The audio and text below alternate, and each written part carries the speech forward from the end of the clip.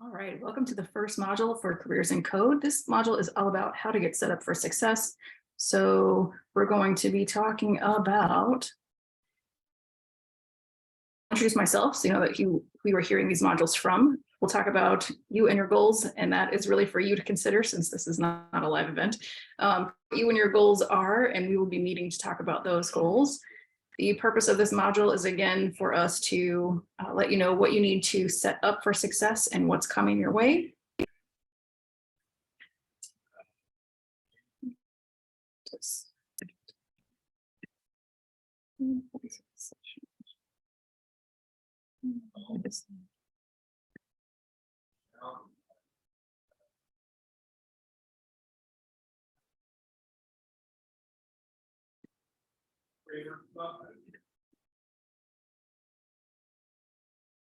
All right, welcome to the first module, which is setting up for success in Careers in Code career coaching series. There are 8 of these, and this is the first one. I am Laura Thorne. I've been a career coach for about 7 years and a coexisting life. I'm a strategy and executions consultant for entrepreneurs and business owners. I'm a certified project management professional. I have been coding since 1994, which is a long time. I built my first website in 1995, back in the AOL days, and I developed a CRM before CRMs were a thing in 1999. I actually moved to Ireland to implement the program that I had developed. And after that, I became a GIS manager and used some coding in that role as an environmental scientist. And I was also a SAS programmer, and that might not be SAS as the way you know it. It's a scientific programming language. And I've been doing freelance web design and graphic designing since 2001 off and on, even though it's not my current role. So all that to tell you that I am here with you. I understand what you're going through, what programming is, even though I am not full stack development certified myself. In today's module, we're mostly talking about the summary of the job search, and everything will be explained about what you need to do to land a job. So pay attention to this one. There's not a lot that you need to take in technically, but there's a lot here to understand in what goes into the job search and what we'll be expecting as far as assignments and succeeding in the career coach realm. So when you are looking for a job, one of the main things that we want to do is create an action plan, and especially here with the boot camp, because after the boot camp, you're kind of on your own. You're going to be held up by a lot of really awesome people while you go through the Careers in Code program. People like myself, your success rep, who's helping you through any day-to-day issues that you have, and then of your amazing instructors and TAs who are helping you get through the coding. And when you're done with this boot camp, you're going to be feeling like, okay, it's over. And for some of you, you'll keep going and you'll keep going hard. And for others of you, it's going to be a lot harder to hold yourself accountable to continuing to learn and trying to find a job. So what we're looking for here ultimately is to create this job search action plan. But underlying that is your resume, cover letter, all of that stuff as well, which we are going to do together. So we want to make sure that you understand everything that you need to do and why they're important and how they work together. And that will increase your chances of getting the job that you want in less time. So I also want to touch on what success looks like, because getting a job is not just the only thing that is successful. Getting interviews is successful. And I talk about this because it can be very depressing as you're looking for a job for it not to happen very fast. And it can also be very challenging to change careers from one industry to another. So if you get an interview, that's a huge success. If you make new connections, that's also a success. You never know when a connection is going to lead to your next opportunity. Feeling confident. Anytime you write a line of code and it feels good, that is a success. And then submitting an application, success. And I say this because some people don't do these things. And so every time you submit an application, that is a next step in the right direction. And even if it isn't the one that gets you the interview or gets you the job, it is still a successful point in your job search. Handling rejections, handling them well, is also successful in your job search, because you're going to get many of them, most likely, but it is part of the process. And understand that you only need one yes. So you need as many no's as you need to get to that one yes. Adding things to your resume, adding this boot camp is going to be the hugest success you've probably ever had in your life. adding on additional learning resources, adding on different experiences, volunteer work, all of those are successes for a job search. And then just feeling excited about the things that you're learning. You're going to go through a portion of this boot camp where you don't feel excited at all, and you probably will feel the opposite and feel disheartened. So any moment that you take that feels success, that feels like something you're excited about, that is what we're shooting for, and trying to get as many of those opportunities as possible. So here's what we're looking for our Careers in Code career coach section of the bootcamp. So in the first quarter or so the first 12 weeks, you're going to be trying to do modules 1 through 4. So this one and the next 3, which are going to cover your resumes, your cover letter, LinkedIn, and networking. And you should submit those things through Canvas. By week 22, all of the modules should be done. And that means that you've sent them in for draft, I've reviewed them, and then you've submitted a final version. Those 2 will be submitted through Canvas, and that allows me to make sure that I'm checking the boxes for everyone. They don't get lost in my emails. By week 23, so remember, this is a 24-week bootcamp. By week 23, you are ready for our in-person career week, where we are going to go through all of this together. So in the past, we have forced our students to also do their career coaching while they learn coding, and we have found that that just adds to the stress and hasn't helped them be any more successful in their career search. So what we have shifted this to is that during the first 22 weeks of bootcamp, your main priority is coding. But once you get to this last week, you're going to put down the coding, at least for the time we're in class, and we're going to go through resumes, cover letter, LinkedIn, action plans, portfolios, imposter syndrome, where to find jobs, all of those things together. So what I'm saying is that all of the assignments are optional throughout the course, throughout the bootcamp until this last week. So no one is excluded from completing these assignments, but you have the option of turning them in on the suggested deadlines, which you will find in Canvas, or waiting until the last career week to do them in person. And either one is fine, neither one is held against you for any reason. But if you turn them in by the appropriate time frame also listed in Canvas, you will get to skip out on career week, which is a huge bonus, especially if you want more time, and promise you, you will want more time to work on your capstone when we get to that point. And then the final week, before you graduate, your final action plans are due and should be turned in, I say, via email, only because they'll be in spreadsheet form, and that's hard for Canvas to process. Okay, so what are the jobs that we're looking for? You probably have talked to instructors, Max, a little bit about this. Full stack developers are often experienced generalists. They have a wide knowledge of both the front end abilities of coding, which is like website stuff, the interim things, and then also the back end, which includes databases. And so kind of where you will discover as you're going through the bootcamp, which part of the full stack you like the most. And some of you will want to do all of it. Some of you will only like the front end, and some of you will really like database and getting into data and analytics. I know I've been there. I love all parts of this. They're all exciting in their own different ways. But basically, here is what you're probably learning just about now, unless you're watching this later. But the front end is more working on the visual design aspects. So if you think of a website or software, that's the user experience. That's what people see, how they interface with the software.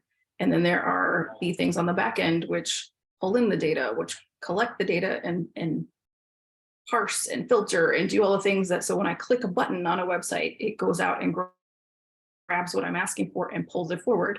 So there are jobs associated with all kinds of these roles. And so this shows you right here some of those roles. And when you go to job search, you can look for roles and titles, or you can also put in your experiences and the programs and softwares you work with and search for roles that way. So here's another list of the types of titles which you could look for. And again, at the beginning of the bootcamp, you probably are thinking, I have no idea which of these I would be likely to want to do. And that's totally fine. But as you get to the end, you'll want to be looking at job description. So some of the time that you spend for career coaching should be looking at, okay, I'm going to just look at some job descriptions for software architect and see what's involved with that. Maybe if I find out that that seems kind of interesting to me, pay attention to your guest speakers. then maybe you'll want to find a mentor or someone else who can talk to you a little bit more about that role. Find someone who is a software architect or a software engineer and talk to them about their job and see if it's something that sounds interesting or would also fit your lifestyle. The skills that you're going to be building are something like this, and you're going to be adding these things to your resume. And one of the hardest things for you is going to be learning to talk about these new skills and to tell people that you can actually do them. So we will also be talking about things like that throughout career coaching. And in some of the other modules, you'll learn more about how to process these skills and add them to your resume and talk about them. Some of the resources that are provided to you in Canvas, there's links from the resources page in the pages section. One of them is this job application tracking. If you are going to apply for jobs throughout the bootcamp, which highly recommend, even if you don't get the jobs, applying and reviewing job applications is really, really helpful and can really help you to figure out and understand what you might be interested in. And also help you have an idea, once bootcamp is over, you're not learning everything. Coding is a never-ending learning process, not only because it's difficult and one company may use one software or coding language versus another, but because this is a world of continuous improvement and things are happening and changing rapidly. So there are always new things to learn, new elements, new parts of the software and the coding that you think you're learning. And so rest assured, you are never going to stop learning in this career. You'll also have this job search action plan. This is the final spreadsheet that is due at the end of the program before you graduate. And there are 3 sections in here: applying, networking, and learning, because you need to apply pressure in each of these areas to effectively search for jobs. We will talk about this in more detail in the future, but just wanting to let you know what that looks like. And again, if you are someone who wants to start on this earlier than later, feel free. So I also want to teach you how to read job descriptions, because this, again, I think you should start doing right now. If you have a guest speaker who comes and talks and they have a career as a software developer for a certain company, look up the company and then also look up a job description for that person, see what they were hired to do. And so I recommend using this process here to help you to really dig into a job description and understand what you're looking at. So basically the yellow coding is your strengths. So highlight, take a copy of the job description, put it in a Word doc or a Google Doc, and then highlight all of your strengths, the things that you already bring to the table. And you might be able to see some of your transferable skills from past jobs that way.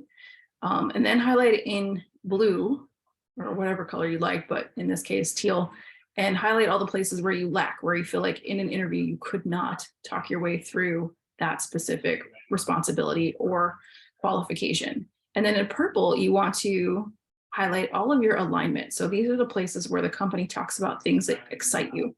It might be their dedication to the community, or it might be a giving back program or diversity and inclusion, whatever those things are that resonate for you. Because if you go through the job description and there's nothing purple to highlight, put it down, don't apply, regardless of what the job description is and how much you're qualified for the other things, because it's not going to fulfill you. There's also more to getting a job and enjoying your new skills than just the pay. And then I've just listed a couple of places here where you can look for jobs. But again, if you go to the resources document in Canva, you'll find a ton of links and job boards there.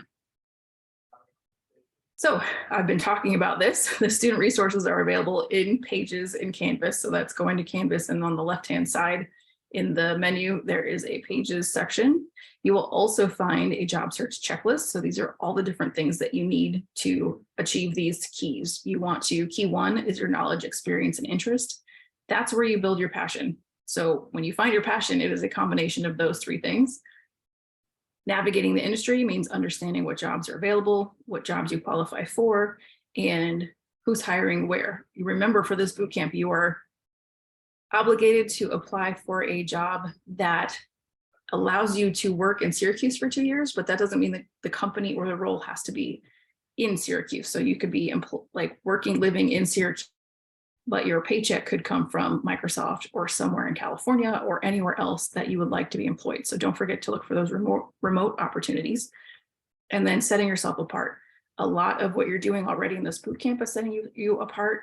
And we want to talk about other ways, which is being communicative, being the A student, being the best version of yourself, submitting good resumes and good quality cover letters, and also networking, being able to talk about what you do. These are all things that will help set you apart because ultimately you're competing for these positions.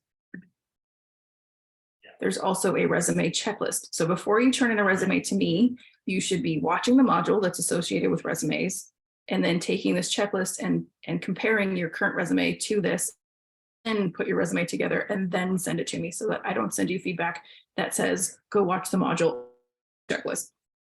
But the checklist is going to give you information on how to prep for it, how to figure out what to put on it, and then some tips for your design and your layout. So I want to see that you've done all of those things before you send it to me.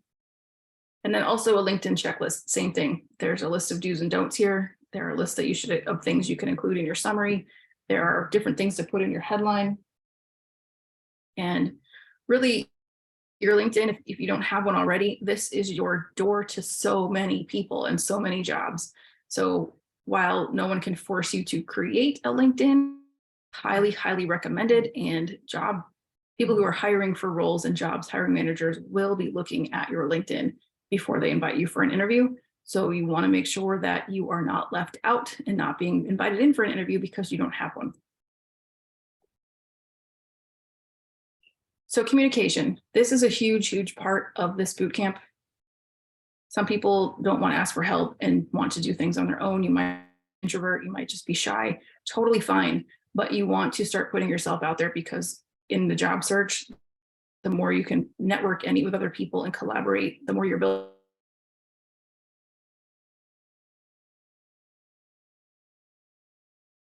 So make sure that you are reading blog articles that are on Medium. There's a whole bunch that have already been written. And again, they're listed, the location for those in the resources. Make sure you're following it's just changed today, CIC-Career Coach channel in Slack. Make sure you're following the jobs channel so that you get the opportunities that myself and other people are posting. The Lock4 people are posting in there about job opportunities and job fairs. And then also make sure you're in the events channel so that you can also see job fairs and other meetups and things that are happening in the area.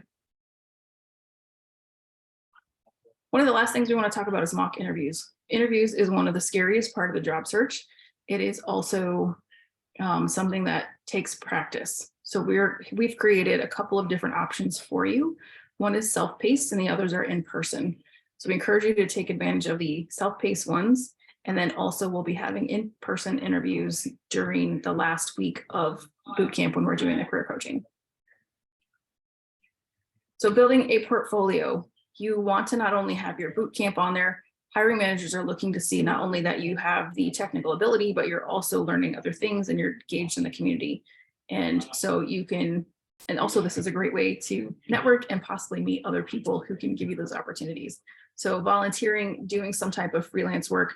Again, you're probably not ready right now as you're first starting, but think about these as you're moving along and pay attention to the opportunities that might become available.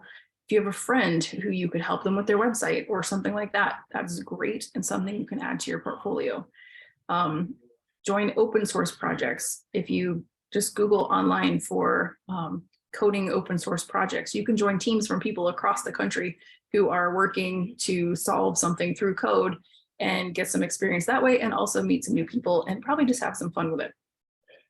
Similarly, join challenges and competitions, and really just starting with your capstone. That's probably the first thing you're going to have in your portfolio is your own personal dev website and your capstone.